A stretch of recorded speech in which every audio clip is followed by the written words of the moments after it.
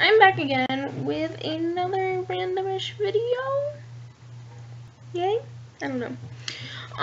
Anyways, this is going to be about my industrial piercing. I've waited last minute to film this because I wanted it to heal as much as possible before I made it for you. So I got it on my right ear, and yeah, that's what it looks like. I got it on July 13th, which is my birthday, by the way, 15th birthday. So that is 2 weeks ago from this, about 2 weeks ago from when I filmed it, a little over 2 weeks. I got a shop in, near where I live. It was a tattoo shop kind of thing, in piercings, tattoo and piercings, and it was called Rolling Stone Studio. Yeah, so if you live in Georgia, you could go there if you wanted to.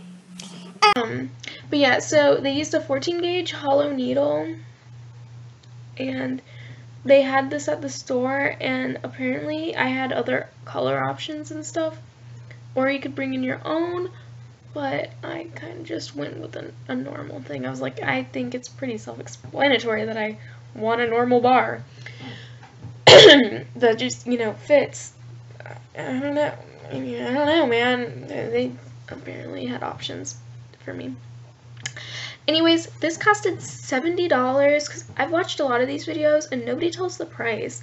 But this costed $70. They were having a $10 off on all body body piercings. So it was $60, which is still rather expensive. These though range from about $40 to $100 depending on where you get it. I know it's a big range. It depends. I don't know. It can cost less if you bring your own jewelry in, by the way. Just saying. So I guess now I'm going to talk about pricing things, since I'll get that out of the way. Jewelry, usually the bars will be made of stainless steel, titanium, surgical steel, which I'm pretty sure is similar to stainless steel, or you can get it made of gold, or mostly gold, like normal earrings. So those are what they usually use for these. Yeah, mine is, I believe it's stainless steel, or surgical steel. Prices of these, they're usually around $5 for an average stainless steel or like titanium, but you might come across ones that are more expensive or less expensive.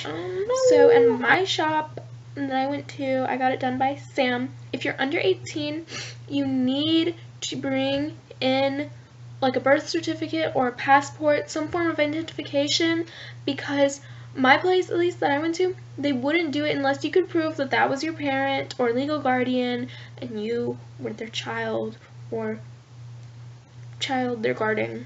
They wouldn't do it if you're under 18. So yeah, I had to go home and get my passport, so don't make the same mistake I did. So yeah, make sure you have ID on you. I'm pretty sure they'll accept most ID though. So, school ID, as long as you can prove that you're related, kind of.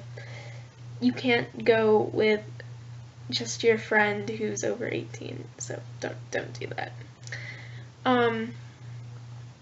But yeah, so then you fill out this paperwork kind of thing. It's just like a piece of paper, and it's like, I'm not gonna sue you if it gets infected and my ear falls off, pretty much. But yeah, and then they take you to a little area specifically for piercing. At least that's what mine did. There's like a little area off to the side, and they take a hollow needle, because I didn't know this until after. Praise the Lord, I didn't know this. But hollow needles, they're hollow because they have to catch the skin. As they push it through, it's like taking a chunk of skin out. And a lot of people, I heard people are afraid to get these because the gauge is so big.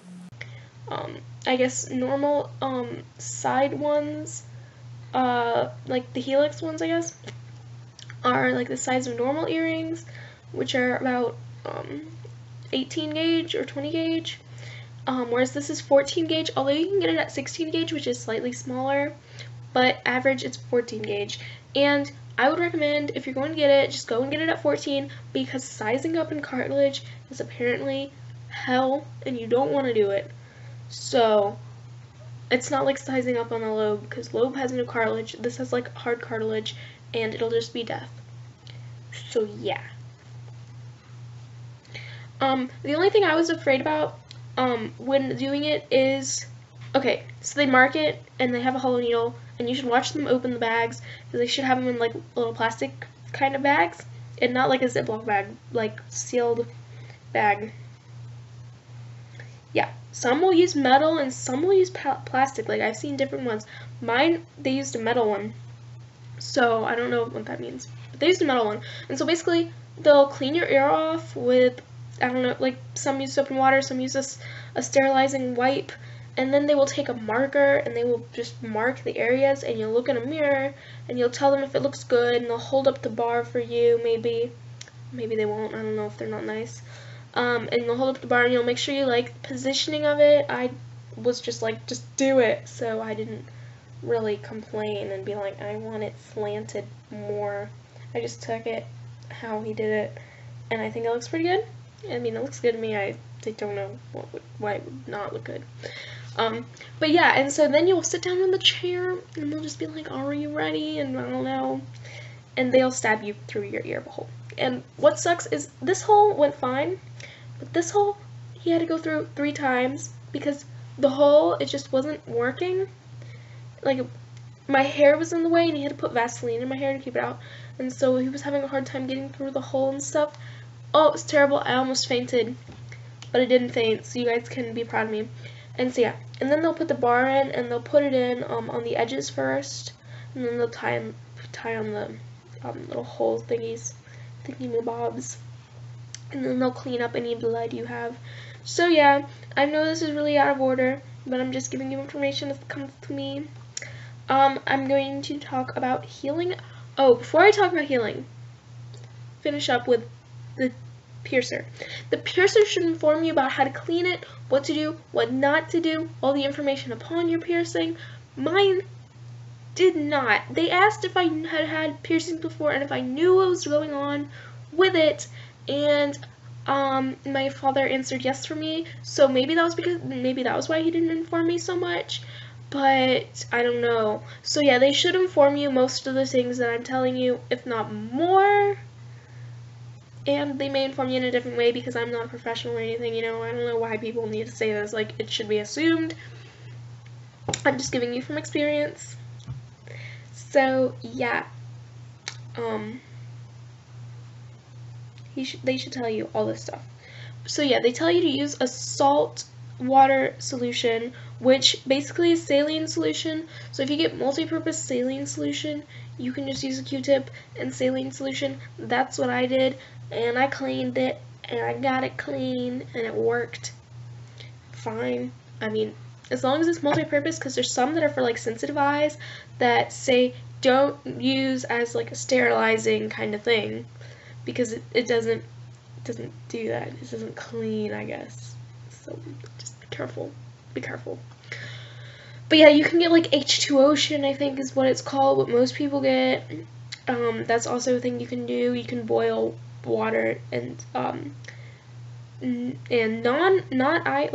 iodized salt, natural salt. That's not something. I will write it on the screen for you because you should be informed. But yeah, so that's basically it. That's what they're going to tell you for the most part, and they may tell you more. I may tell you less. I don't know. But anyways, healing wise, I was getting really worried with mine because when I first got it, it was super duper swollen, like boom, huge. So I had to ice it. So if it's really swollen, do ice it. Icing helps. It'll bring down the swelling, and it'll be all good. But yeah, it continued to be swollen, not swollen to such an extent, but visibly redder and larger than my other ear. So yeah, that lasted me about a week. I think it was like a week exactly, and then it kind of went down and it got to like how it looks now, where it's just a little bit big around the piercing, but it used to be all puffy up here, but it's not anymore, and it's just like around the little areas. So yeah, don't be worried about that. Just keep it cleaned. And if you are worried, you can go and get tea tree oil, which helps with keloids, I've heard. I haven't had keloiding yet. I hope I don't have it. And I hope I don't get infected, because infection is bad. And you know you have an infection when it's leaking out pus that is an odd color. Tea tree oil I'm talking about. So this is tea tree therapy. Like, they usually come in these small little like glass containers. So yeah, I just got this at like Whole Foods or Fresh Market, I don't know, one of those like really high-end raw kind of markets. So yeah, this is just 100% pure Australian tea tree oil, a natural antiseptic.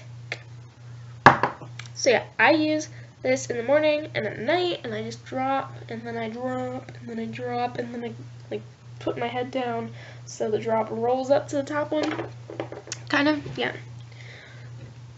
It's good. It's good. It helps. I feel like it helped. If you feel like it helps, it's only like $6 for this tiny little thing, which is kind of a lot of money.